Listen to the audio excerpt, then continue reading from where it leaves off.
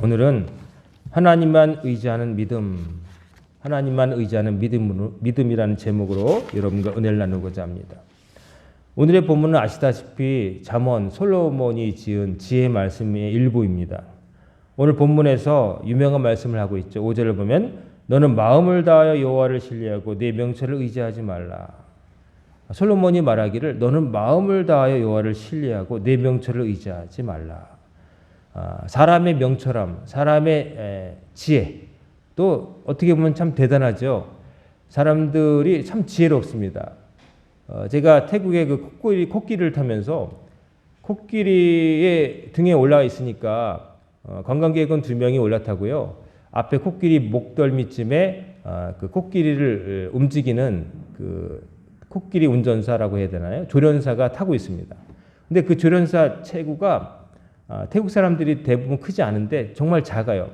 어림짐작 몸무게 제가 생각해 볼 때 이제 청년 때보다 가벼울 것 같아요. 한 50kg 될까? 그 마른 청년이 타는데 코끼리를 어떻게 움직이는지를 봤어요. 근데 어떻게 하냐면 그 코끼리 머리 위에 타서 오른쪽으로 가고 싶으면 코끼리 오른쪽 귀를 발로 툭툭툭툭 칩니다. 그 코끼리가 알아듣고 오른쪽으로 우회전을 하고요. 왼쪽으로 가고 싶으면 코끼리 왼쪽 발을 툭툭툭 차면은 기가 막히게 좌회전을 해요. 근데 손에 뭘 들고 있냐면은 요만한 막대기하고 끝에 쇠꼬챙이가 있어요. 이렇게 끝이 구부러진 쇠꼬챙이인데 그건 뭐냐면은 코끼리가 정말 말 안 들을 때, 코끼리가 말을 잘 듣지만은 안 들을 때 그걸로 뾰족한 걸로 좀 자극적으로 아프게 하면은 그제서 말을 듣는다는 거죠. 어쨌든 그걸 쓸 정도까지는 안 듣고 다 순해서 코끼리가 이제 가는데 얼마나 흔들리는지 전 낙타도 안 타봤지만 이 코끼리 탔는데 안전장비라고는 하나도 없고요. 앞에 가슴 앞에 이렇게 철막대기를 해놓고 못을 뚫어가지고 이렇게 하나 박아놓은 게 안전장치예요. 이게 빠지면 그냥 쏠리는 거예요. 그래서 타는데 평지를 가는 것도 아니고 강을 일부러 건너게 하더라고요. 근데 강으로 갈 때 경사가 이렇게 되는데 코끼리가 앞으로 쏠리니까 타고 있는데 앞으로 강물로 떨어질 것 같더라고요. 꼭 잡고 있어야 되는데 저희 코끼리는 또 다른 코끼리하고 비교를 봤는데 유독 앞뒤로 많이 흔들면서 가는 흥이 많은지 그래가지고 다른 사람들은 양산까지 받쳐들면서 편하게 가는데 저희는 막 앞뒤로 움직이니까 정신이 없었어요.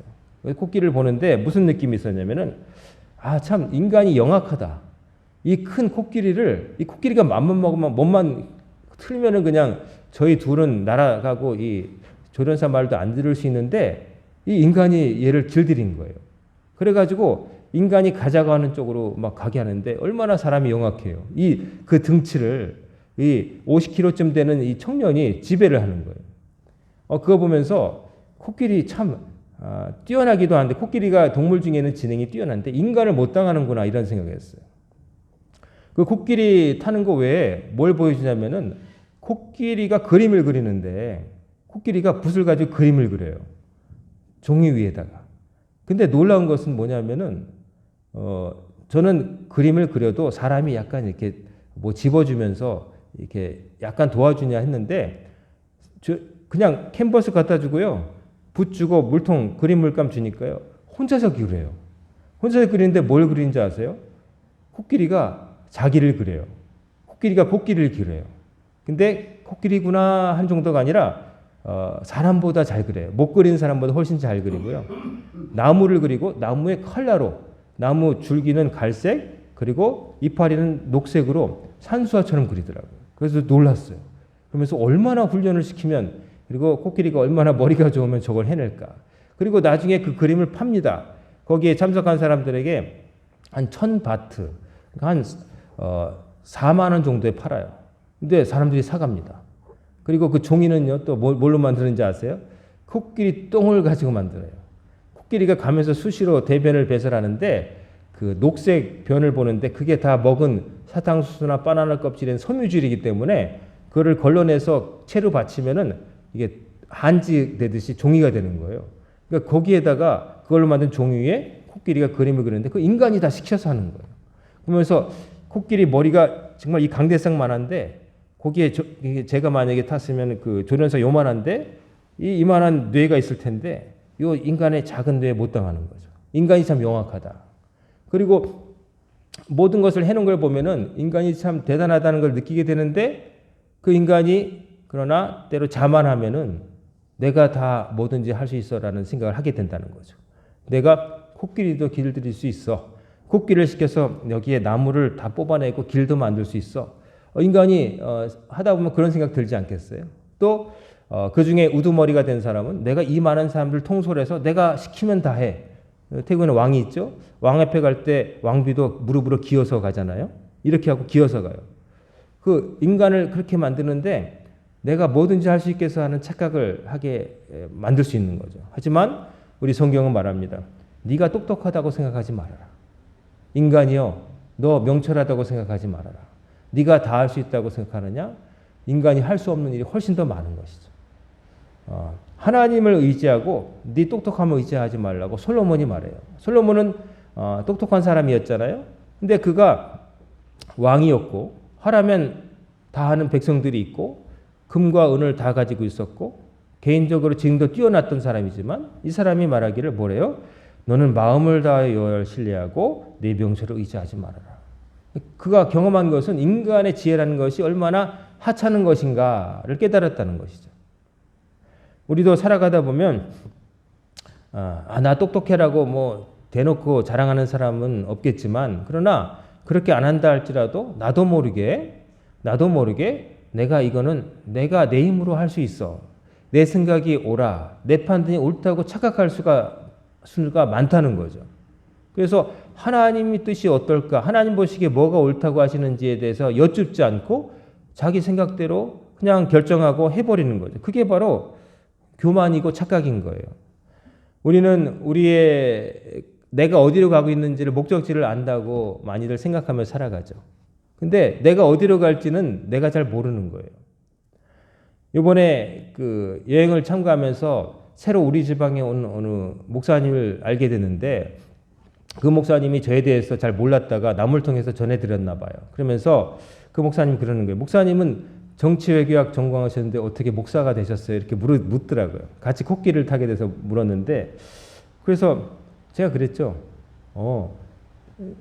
내가 정치학을 공부하면 되는 줄 알았는데 가보니까 아니어서 그 길이 아니었기 때문에 목사가 됐어요. 라고 얘기했죠. 그러면서 얘기했습니다. 사람은 자기가 뭘 잘하는지 못하는지를 잘 모를 수 있고 오히려 남이 더 내가 뭘 잘하는지 못하는지를 알 수 있고 또 내가 어디로 가야 될지는 내가 잘 아는 게 아니라 하나님이 결국 아시는 거니까 내가 생각한 대로 갈 수도 있겠지만 그러나 내 길이 따로 있는 수도 있다. 나는 그렇게 해서 목사가 되었다라고 얘기를 했어요. 따지고 보면 제가 되고 싶었던 것은 저는 외교관이 되고 싶었거든요.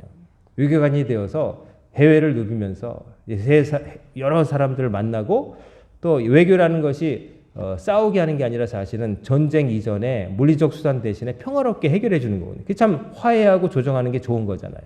외교를 못하는 나라는 맨날 전쟁하고 백성들이 고달프고 그러는데 외교를 잘하면 말 몇 마디로 평화를 가져다 줄 수 있는 거거든요. 외교가 중요한데 그런 게 되고 싶었어요. 근데 제가 그 길 가는 게 아니라는 것을 알게 되었어요.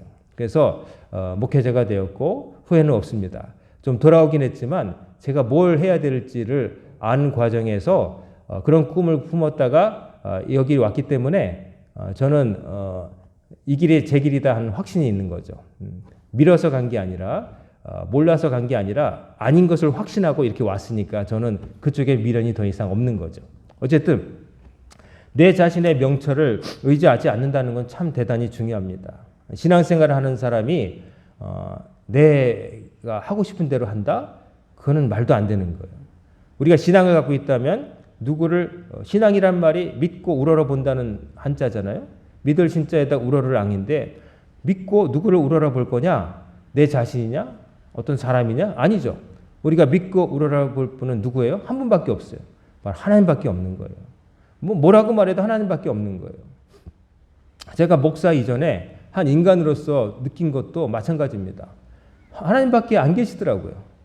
제 주변에 여러 가지 것들이 있지만은 사람도 있고 사물도 있고 그러지만 결국 하나님밖에 없더라고요. 그리고 있는 것들이 지금 있지만 내 곁에 있는 것들이 언젠간 사라질 날이 오는데 그때도 다 없어지고 사라지고 변하더라도 변하지 않고 계실 분은 하나님밖에 없다는 거죠. 이게 바로 하나님을 믿고 의지하는 근거가 되는 거죠. 내 자신을 믿지 말고 하나님을 신뢰하고 마음을 다해서 신뢰하는 거. 그러니까 하나님을 마음을 다해서 신뢰한다는 건 뭐겠어요? 전폭적으로 의지한다는 거예요. 전폭적으로. 필요할 때만 이럴 때는 우리가 살아가면은 이 분야는 이 사람에게 물어야 되고, 예를 들어 건강에 대해서는 의사에게 물어야 되는 거고, 법률에 관해서는 법조인에게 물어봐야 되는 거죠. 그리고 공부를 다룰 때는 기능인에게 물어봐야 되는 거. 근데 삶을 살아가면서 그런 분야의 전문가가 있어 그러지만, 그러나 내 삶 전체 총괄적인 거는 누구에게 물어봐야 되느냐? 하나님께 여쭤봐야 되는 거예요. 하나님이 나를 창조하셨고 나를 지으셨고 나를 아시니까 하나님께 여쭙고 행해야 되는데 그렇게 안 하고 내 마음대로 내가 나를 제일 잘 알아 생각하고 선택하게 되면은 필연적으로 그것은 실수가 되고 악수가 된다는 것이죠. 바라기는 솔로몬이 권면하는 대로 마음을 다해서 하나님만 신뢰하고 살아가시는 여러분과 제가 되기를 간절히 소망합니다. 그 다음에 6절에서 너는 범사의 글을 인정하라 그리하면 내 길을 지도하시리라 라고 솔로몬이 쓰고 있어요. 범사는 모든 일에 전반적인 모든 일에 다 누구를 인정하라? 하나님을 먼저 인정하라. 즉 세상 여러 가지 문제는 어떤 분야의 전문가가 따로 있어서 그 사람에게 찾아가야 되겠지만 내 인생 전체를 아우르는 중요한 문제는 결국 누구에게 여쭤봐야 되느냐? 하나님께 여쭤봐야 된다는 거예요. 하나님께 이게 옳습니까? 하나님 제가 이렇게 하고 싶은데 제 마음은 그렇지만 하나님 그래도 되겠습니까? 하나님 제가 이러고 싶지는 않지만 하나님 뜻이라면 하겠습니다. 이런 마음으로 산다는 거예요. 어떻게 보면 이게 우리는 그럼 없나? 하나님 마음대로 하시는 거고 우리는 없나? 그렇게 생각될 수 있지만 그러나 하나님이 우리를 로봇처럼 지배하시려고 리모컨 쥐고 흔드시는 게 아니라 하나님이 우리에게 가라 해라 하는 모든 것들은 결국 누구를 위한 거예요? 알고 보면 우리 자신을 위한 거예요. 여러분이 부모의 심정에서 자녀들에게 하는 말이 있잖아요. 자식들이 때로는 그게 반복되어서 나도 다 안다니까 알아서 할게 잔소리 이럴 수 있지만 어쨌든 그 말이 정말 옳으냐 그르냐를 떠나서 부모의 심정은 뭐예요? 내가 이때까지 살아온 모든 경험상 이렇게 하는 것이 내 자식에 유익할 것이다 라고 하는 선한 마음을 가지고 잘 되기를 바라는 마음으로 말을 하는 거잖아요. 내 자녀를 리모컨 조종해서 내 꿈을 대신 이루어지기 위한 아바타로 만드는 게 아니라 걔가 좀 잘 살았으면 내가 겪었던 시행착오를 겪지 않고 내가 빠졌던 함정에서 위험에서 벗어날 그런 마음으로 여러분이 원하시잖아요. 근데 우리의 판단은 가끔 틀릴 수가 있잖아요. 그런 선한 마음을 가지고도. 그렇지만 하나님은 그런 선한 마음을 가지심과 동시에 우리처럼 실수를 안 하신다는 거예요. 즉 하나님께서 우리에게 주시는 마음, 명령은 우리를 사랑하는 마음에서 주신 것이고 단 하나는 정말로 그게 가장 지혜로운 길이기 때문에 주신 거라는 거죠. 사람의 충고는 의도가 선하지만 결과적으로 그 사람에게 안 맞을 수도 있어요. 하지만 하나님의 말씀은 의도도 선하시고 또 그게 가장 정확하다는 거예요. 그거를 믿고 의지하면서 우리가 기쁨으로 따라야 되는데 인간이 어떻게 해요? 범사의 모든 일에 인정하는 게 아니라 필요할 때만 인정하는 거예요. 필요할 때는 뭐냐면 내가 이러고 싶을 때 하나님 이렇게 되게 해주세요. 이게 옳죠? 자꾸 이러는 거예요. 하나님 이게 옳습니까? 그렇습니까? 하나님께서 말씀해 주시기를 바라는 게 아니라 내 욕망이 있고 내 욕망에 대해서 제가 도장을 찍어달라. 하나님 제가 이러고 싶은데 옳다고 한 번만 해주세요.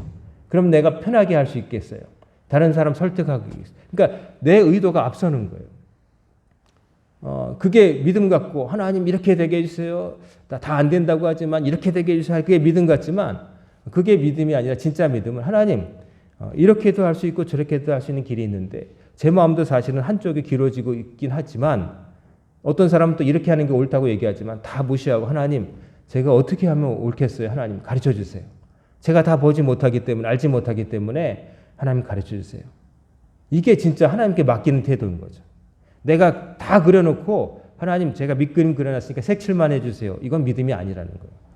백지를 갖다 놓고 내가 그리고 싶은 풍경이 있지만은 하나님 제가 뭘 그려야 되겠습니까? 백지를 갖다 드려야지 내가 다 이렇게 점선 찍어놓고 하나님 제가 밑그림 그려놨으니까 색깔만 알려주세요. 이건 아니라는 거죠. 어떻게 보면 그게 또 적극적인 것 같고 하나님께 막 매달리고 뭐 절박한 신앙 같지만 하나님께 주권을 내어드리는 태도가 아니라 내 중심으로 내 욕망을 이루기 위해서 하나님을 이용하는 태도인 거예요. 적극적인 소극적인 것보다 나을 수 있다고 생각할지 모르지만 그러나 그것도 극과 극은 통한다고 하나님께 아무것도 구하지 않는 사람이나 하나님께 너무 많은 것을 자기 욕망에 따라서 구하는 사람이나 다 벗어난 건 마찬가지인 거예요. 구하려면 하나님께 구해야 되고 하나님께 구하려면 구하는 것 자체도 하나님 뜻에 맞아야 되는 거예요. 물론 우리의 생각이 있죠. 근데 생각이 있으면 하나님께 아뢰는 거예요. 하나님 저는 이러고 싶은데 하나님은 어떻게 보십니까? 하나님께서 옳다고 하시면 하겠고 아니라고 하시면 아무리 하고 싶어도 안 하겠습니다. 이게 하나님을 의지하는 태도인 거죠. 여러분의 욕망과 그 하나님의 뜻을 우리가 혼동하면 안 됩니다. 여러분이 하고 싶은 일 있어도 하나님 뜻이면 안 해야 되는 거고 아니라면 하나님 뜻이 아니라면 하기 싫어도 하나 피하고 싶어도 하나님 뜻이면 해야 되는 거예요. 예수님께서도 십자가의 쓴 잔을 할 수만 있으면 지나가게 없어서 하지만 아버지 뜻대로 되기를 원합니다. 하나님이 십자가 지라고 하시니까 십자가 지셨어요. 내 뜻대로 마옵시고 아버지 뜻대로 하옵소서. 그게 예수님이 보여주신 믿음의 본인 것이죠. 여러분과 저의 마음속에 다 이러고 싶고 저러고 싶고 이것이 더 옳은 것 같고 나름대로의 판단이 있을 거예요. 그게 없지는 않겠죠. 하지만 그러나 그런 마음이 들더라도 최종 결정은 누구에게 맡겨요? 하나님께 맡기는 여러분과 제가 되기를 간절히 소망합니다.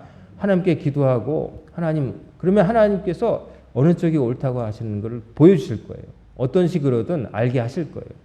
그러면 탈이 없다. 하나님께 옳게 하신 길로 하면은 탈이 없다는 것이죠.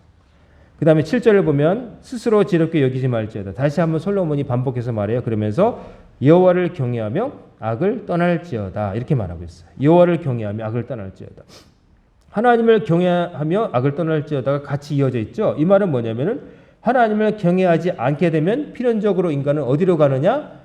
악으로 향하게 된다는 악으로. 이번에 방문한 중에 어디가 있었냐면 그 치앙마이의 고산족 카렌족이라고 목에 이런 그 골이 잔뜩 넣고 목이 기둥처럼 길어진 사람들 가끔 옛날에 보셨죠? 그 사람들이 사는 이른바 민속촌을 가봤는데 진짜 목이 긴 옛날부터 목을 낀 사람들이 몇 명 있고요. 나머지는 장식으로 물건 팔기 위해서 나와 있는 거예요. 호객행위로. 물어보니까 모든 여자가 다 그렇게 한 게 아니라 마을에서 여자로 태어나야 되고 특정한 날과 시에 태어난 여자만 그걸 해야 된다는 거예요. 모든 여자가 하는 게 아니고 그 특정한 시기에 여자로 태어난 사람들만 이게 하나인데 이제 하나씩 늘려가지고 목이 길어지는 거죠. 그래서 이게 무거워가지고 쇠덩이여서 어깨는 처지고 목은 길어지는데 얼굴 형태가 특이하게 좀 변형이 되더라고요. 진짜로 한 사람은 얼굴이 작아지고 어깨가 처지고 목이 굉장히 길고 한눈에 봐도 정상이 아니에요. 근데 참 왜 그렇게 하는지 모르겠지만 그렇게 젊을 때부터 선택되어서 그런 삶을 살아서 그렇게 물건 파는 분들이 계셨고 일반 아닌 사람들은 그냥 평범하게 다니고 그러고 있는데 저는 항상 어디 관광지 가면은 가이드나 아니면 이른바 몫이 좋은 자리에 쭉 있는 그 가게를 안 가고요. 저는 왠지 약간 그 마이너 기질이 있어가지고 일부러 그런 데를 안 가고 몫이 안 좋고 호객행위를 열심히 안 하고 좀 장사 잘 못할 것 같은 사람을 찾아가는 버릇이 있어요. 그래서 그날도 목에서부터 아주 그 목에 이런 거를 하고서 사람들 한눈을 이렇게 시선을 뺏고 앞에 좋은 사람 말고 보니까 손님 한 명도 없고 그 쭉 둘러선 그 가판대 말고 좀 가기 진창밭에 좀 올라가기 어려운데 어떤 아주머니가 혼자서 뭐 손님 호객행위도 안 하고 그냥 배틀만 이러고 있다는 거예요. 그 목도리를 짜고 있더라고요. 그래서 올라가 봤죠. 아무도 없으니까. 올라가 봤어요. 올라가 봤더니 이제 목도리와 뭐 이런 것들을 조금 팔고 있더라고요. 팔고 있는데 웃으시는데 이가 다 썩었어요. 이가 썩으셨는데 이가 별로 없으시고. 근데 이제 보니까 장사도 안 되는 것 같고 팔아주고 싶은 마음이 들었어요. 저기는 막 사람들이 북적거리면 막 사주는데 여긴 장사 팔이 날리니까 불쌍해서. 근데 보니까 마침 제 마음에 좀 드는 중국산이 아니고 직접 그 자리에서 짰으니까 적어도 메이드 인 차이나는 아니니까 여긴 태국 거에 맞으니까 제가 중국 거를 나쁘다고 하는 게 아니라 태국 거를 이왕에 살려면은 그 먼 데까지 가서 태국 거를 사야 될 거 아니에요. 그래서 하나를 집었죠. 근데 어떻게도 영어도 안 통하는 거예요. 다행히 싱가포르인가 어디서 온 다른 타국 관광객 가이드가 자기 손님을 데리고 왔다가 제 옆에 있다가 통역을 해줬어요. 그래서 그거 150바트다. 그렇게 말하면 보통 한국 사람들 잘 깎거든요. 뭐 100바트면 막 150면 한 50 깎아가지고 100바트. 근데 저는 하나도 안 깎고 150바트. 그래. 150바트면은 우리 돈으로 그래봤자 6,000원 정도거든요. 10,000원도 안 하는데 그 앉아가지고 그렇게 한 그 수고에 비하면 아무것도 아니죠. 그래서 그걸 샀어요. 근데 사고 나서 이제 오는데 그 가판의 한쪽에 이상한 그 나뭇잎 같은 말린 거가 이렇게 말려 있는 게 있어요. 막대기처럼 요만하게. 물어보니까 그 대마예요. 그러니까 얼마 전에 태국에서는 대마초가 그 합법화돼 가지고 외국인들이 와서 그냥 대마초를 막 사가니까 관광으로서 불법화된 나라, 우리나라 같은 데는 못 하잖아요. 그러니까 합법화됐다고 생각하고 거기서 막 대마를 하는데 그 순진해 보이는 아주머니도 이쪽에 대마를 놓고 팔더라고요. 그래서 한국 사람들이 모르고 야 여기는 합법화된 데니까 대마 여기서 하고 가도 되겠다? 그럼 큰일 나요. 그 대마는 자기의 몸에 흔적이 남고 공항에서 검색견이 대마 냄새 맡아 멍멍거리면 그 사람 잡혀가는 거예요. 그래서 한국 사람들한테 절대로 카페에도 대마를 넣어서 음료를 팔기 때문에 그 대마초 판다는 표시를 해놓게 돼 있는데 저는 못 봤는데 어느 카페는 그 나뭇잎 표시가 있었대요. 근데 어쨌든 제가 드리고 싶은 말씀은 그 대마라는 게 뭐예요? 의료용으로 쓰기도 하지만 사람에게 환각을 일으키고 일시적인 쾌락을 주는 거거든요. 각성 효과하고. 그래서 그거를 이제 파는데 그 남에게 해대는 걸 파는 거예요. 그리고 대마를 합법화한 거를 보면은 하나님을 경외하지 않으니 이런 것들도 합법화되는구나. 아니 이 남을 망치는 거를 가판에서 팔 수 있도록 누구나 살 수 있도록 한다는 게 옳은 일은 아니잖아요. 근데 그 태국 정부에서는 그 관광을 위해서 합법화 아무에게나 팔도록 해준다는 거죠. 그 나중에는 어떻게 되겠어요? 이제 자기 국민들도 막 그걸 하게 되겠고 일상적인 데서 즐거움을 느낀 게 아니라 마약류인 대마를 통해서 흡입함으로 뭐 어떤 사람은 뭐 중독성이 담배만큼도 안 된다 뭐 이렇게 옹호하기도 하지만 그거 자기가 대마를 연예인들이 왜 찾는 거예요? 감옥에 갈 수도 왜 찾냐면은 악상이 떠오르지 않을 때 예를 들어서 음악을 작곡하는 사람은 평범한 자기가 이미 뽑을 것은 다 뽑았기 때문에 창의적인 생각이 안 날 때 대마를 피면은 환각 중에 이상한 소리가 들려서 그거를 악보로 옮겨서 하면은 신선한 창작이 나왔다. 그림을 그리는 사람들도 평소 자기가 맨날 그리던 머릿속에 있던 것만 나와서 상상력이 고갈됐을 때 대마를 피우면 사람 얼굴이 희한하게 보이고 그러면 그걸 또 그리면은 새로운 화풍이 나왔다 이런다는 거죠. 그래서 자기가 어디 핀치에 몰렸을 때 궁할 때 의지하는 그런 걸로 도피처로 사용되는 거죠. 정상적인 게 아니에요. 스포츠를 할 때도 기록이 좋아지기 위해서 약물을 쓰면 안 되잖아요. 반칙이잖아요. 예술도 마찬가지죠. 맨정신에 자기 건강한 모습으로 자기 가진 것을 가지고 음악을 만들고 미술을 하고 그래야 되는데 글을 쓰고 그래야 되는데 그런 것에 의지해서 하는 것은 치팅이죠. 남을 속이는 것이죠. 그런 것들을 합법적으로 파는 거예요. 이 대마라는 것을 그렇게 파는 걸 보고 하나님을 여기 오늘 말씀이 생각해 봤어요. 하나님을 경외하며 악을 떠날지어다. 하나님을 경외하고 하나님 위에 계신 하나님이 뭘 원하시는지를 알지 않고 그것을 가볍게 든 인간은 결국 자기도 모르게 원하지 않았어도 그 순박한 할머니가 대마를 사람들에게 파는 것처럼 욕심이 하나도 1도 없는 할머니였어요. 물건 사라고도 안 하고 근데도 그게 그렇게 되는 걸 놓고 파는 거예요. 장사가 되니까요.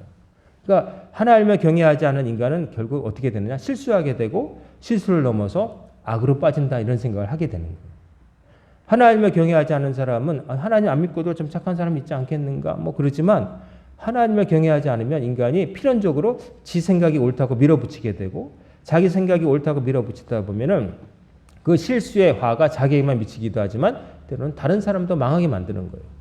특별히 지도자 같은 경우에 나는 다른 사람들의 인생을 좌지우지할 수 있는 결단을 내려야 될 사람이 하나님을 두려워하지 않고 자기 욕심대로 판단을 내리고 특정한 사람들의 이익을 위해서 행동한다면 그 해악은 누구에게 가요? 많은 사람들에게 가는 거예요. 그거는 개인적인 실수를 넘어서 악이 되는 거예요. 그래서 솔로몬이라고 하는 임금이 자기도 물론 나중에 타락은 했지만 이 사람이 타락하기 전에 이 잠언들을 모았겠죠. 여호와를 경외하라. 그리고 악을 떠날지어다. 반대로 말하면 하나님을 경외하면 사람이 악하지 않고 거룩하게 성결하게 살 수 있다는 거예요. 오늘 오신 여러분, 우리가 사는 세상은 하나님을 경외하는 사람보다 경외하지 않은 사람이 훨씬 더 많습니다. 대놓고 그렇게 말하는 사람도 있고 하나님을 경외해야 될 사람들 중에도 나도 모르게 신앙인 중에도 어떤 문제에 대해서는 이건 내가 더 잘 알아. 이건 내가 하고 싶은 대로 할 거야. 이렇게 생각하는 순간 하나님을 경외하지 않는 자가 되게 되는 거죠. 내 명철과 지혜를 의지하고 자기 식대로 사는 사람이 되는 거죠. 그렇게 살아서 결과가 좋으면 좋을 텐데 좋지 않다는 게 성경의 증언입니다. 악으로 흐를 수밖에 없다. 자기를 해하거나 남에게도 피해를 끼치는 방향으로 갈 수밖에 없다. 여러분 오늘 주시는 솔로몬의 지혜의 말씀을 여러분 마음에 깊이 새기시고 중요한 문제뿐만 아니라 범사이라고 그랬잖아요. 크고 작은 모든 문제에 있어서 여러분이 하나님께 한번 여쭈기 바라는 거죠. 한번 하나님께 여쭈는 거예요. 물을 깨끗이 먹을 때 우리가 필터라고 하는 것을 거치는 것처럼 하나님이 뭐라고 하실까? 내가 이러고 싶은데 혹은 이 일을 결정해야 되는데 하나님께 여쭈면 해도 된다라고 말씀하실까? 이걸 꼭 한번 여쭤보시라는 거예요. 그 믿음의 필터를 한번 걸쳐보시라는 거예요. 그러면 해도 될지 하나님 앞에 감히 꺼내놓을 수 없는 것인지 부끄러운 것인지 여러분 깨닫게 될 거예요. 여러분의 마음속에 믿음이 있고 신앙에 대한 지식이 조금이라도 있다면 이건 하면 안 되겠구나. 나에게 유익하지만 이득이 되지만 그러나 정말 유익한 건 아니구나. 나를 망치는 거고 부끄러운 일이구나. 안 하게 될 것이고 내가 부담스러워서 하고 싶지 않지만 그러나 일을 함으로써 많은 사람에게 유익을 주고 내가 져야 될 십자가고 나의 헌신이고 내 몫이다 생각되면 하게 되는 거예요. 그렇게 함으로써 하나님을 기쁘시게 하고 하나님의 백성답게 예수님의 제자답게 사는 길을 우리가 발견하며 살 수가 있게 되는 것이죠. 오늘 11월 첫째 주 여러분 주님 앞에 나오셨습니다. 요즘 단풍이 좋다고 해서 사람들은 관광버스 대절해서 뭐 설악산도 가고 내장산도 가고 뭐 여러 군데 다니겠지만 여러분은 오늘 주일 하나님 앞에 나오는 게 옳다 하는 판단을 가지고 나오신 것이죠. 평생 그 마음 변치 마시고 살기를 바라고 언제나 하나님과의 관계를 잘 맺으며 사는 여러분과 제가 되기를 간절히 소망합니다. 하나님이 여러분 인간관계도 중요하게 여기시잖아요. 사업을 하려면 어떤 걸 하려면 그것을 위해서 내가 협조를 부탁해야 되고 신세져야 될 사람들과의 관계를 잘 맺잖아요. 그렇지 않고 나 혼자 하겠다 뭐 이러면 안 되는 거 그거 잘 아는데 하나님과 관계를 대충 맺고서 잘 될 거라고 생각하는 것 자체가 어불성설인 거죠. 왜요? 인생의 주관자는 누구예요? 하나님이신데 하나님과 척지고서 잘 될 리가 없잖아요. 하나님이 도와주셔야 내가 잘 될 텐데 하찮은 작은 일도 다른 사람의 도움이 필요하고 협조를 구할 때 되는 건데 하나님이 협조를 구하지 못하고 하나님 원하시지 않는 방향으로 가면서 도와주세요. 혹은 그런 말도 안 하고 산다면 잘 될 수가 없는 거예요. 그러므로 여러분은 하나님을 신뢰하시고 하나님을 인정하고 또 하나님을 경외하는 삶을 사심으로 이렇게 살면 복은 그림자처럼 따라오게 돼 있어요. 여러분 제가 말씀드리죠. 복을 따라가지 말고 하나님을 따라가면 여러분 뒤에 복이 강아지처럼 쫄래쫄래 따라온다고. 하나님을 따라가면 복이 여러분 등 뒤에 따라오는 거예요. 복을 따라가기 위해서 하나님을 등 뒤에 세우는 게 아니라 하나님을 섬기면 태양을 마주보면 내 등 뒤에 그림자가 나를 따라오듯이 하나님을 바라보면 하나님께서 정하신 길로 가면 복은 여러분 등 뒤에 따라오는 거예요. 그러니까 복을 받기 위해서 예수 믿는 게 아니라 하나님 뜻대로 살는 게 원칙이고 결국 복은 그 자리에 따라오는 거예요. 그러니까 여러분 주객을 전도하면 안 돼요. 하나님을 경외하는 게 먼저예요. 그러면 복은 말 하지 않아도 따라오게 돼 있는 거예요. 근데 사람들은 모르고 복 받기 위해서 복을 찾아다니면서 엉뚱한 신 앞에서 태국처럼 빌고 죽은 신 앞에 이러는 거예요. 그런 마음으로 그런 어리석은 삶을 살지 않기를 바라고 여러분 지혜로우시고 또 하나님을 경외하시고 하나님을 바라보심으로 복을 따라가는 인생이 아니라 복이 따라오는 인생, 하나님을 바라보며 천성을 향해서 나아가는 삶, 그런 삶을 사시는 여러분과 제가 되기를 주님의 이름으로 축원합니다. 아멘. 기도하겠습니다. 사랑과 은혜가 충만하신 아버지 하나님, 지난 10개월간도 주님의 은혜 중에 보호해 주시고 새로운 또 11월 맞이하게 하심을 감사를 드립니다. 아버지께서 허락하신 시간들을 주님의 주님의 선물이요 또 기회라 여기고 그 선물을 감사히 받게 하시고 또 기회를 선용하게 하시고 하나님을 경외하고 하나님을 인정하고 하나님 뜻 안에서 삶으로 악을 떠나고 선을 추구하며 재앙을 피하고 복을 받는 지혜로운 삶을 선택하는 성도님들 다 되게 하여 주옵소서. 오늘부터 시작된 한 주간도 주님께 맡깁니다. 저희들의 각오 멈춤을 주님께서 주장하여 주시고 선한 길을 택하며 하나님께로 나아가는 삶을 살아가는 성도님들 다 되게 하여 주옵소서. 예수님의 이름으로 간절히 기도드리옵나이다. 아멘.